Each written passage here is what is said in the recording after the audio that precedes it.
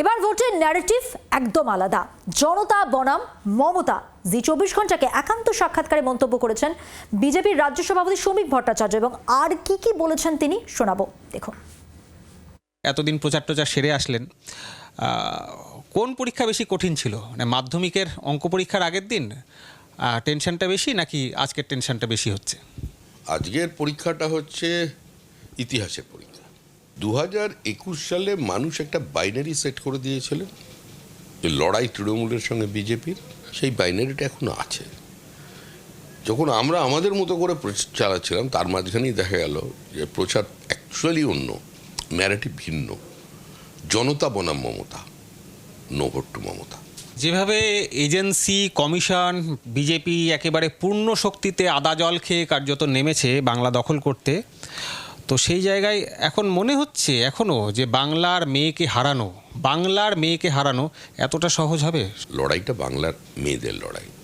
বাংলার মেয়েরাই বাংলার মেয়ের পার্টির বিসর্জন দিচ্ছে।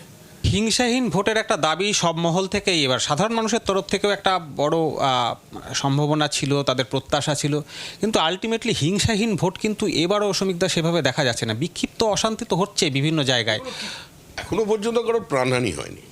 এবং সেকেন্ড ফেজের নির্বাচনও তৃণমূল চেষ্টা করছে আতঙ্ক তৈরি করতে। বাড়ি বাড়ি গিয়ে তারা ওই আই কার্ড জমা রেখে দেবার প্রক্রিয়া শুরু করতে, ওটা কোনো লাভ হবে না। আপনি ভবানীপুর ঘুরলেন দেখলাম শুভেন্দু অধিকারীর সঙ্গে, কি বুঝলেন ভবানীপুর ঘুরে? কি হবে ভবানীপুরে? শুভেন্দু জিতবে। ভবানীপুরই দেখিয়ে দিচ্ছে পশ্চিমবঙ্গের প্রকৃত চিত্রটা কি।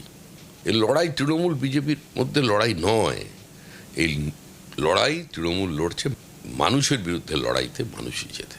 শ্রমিক ভট্টাচার্য প্রথম থেকেই বলছিলেন তৃণমূল আর নেই, তৃণমূল চলে গেছে।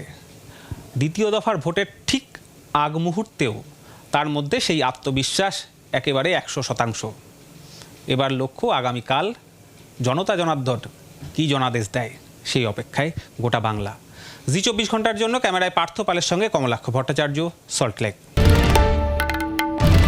বাংলার আওয়াজ, বাঙালির আবেগ, জি24 ঘন্টা।